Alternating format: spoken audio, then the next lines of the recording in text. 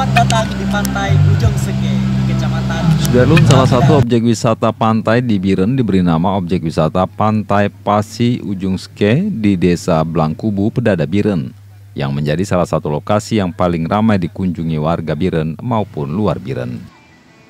Pada Sabtu 14 Agustus 2021, rombongan goes Bupati Biren memilih lokasi tersebut untuk istirahat setelah perjalanan melintasi jalan desa dari pendopo Bupati Biren ke objek wisata tersebut yang berjarak 28 km lebih. Pantai masih sangat alami dan juga bersih, indah dipandang mata. Banyak warga mendirikan warung-warung kecil atau tempat makan minum bagi pengunjung.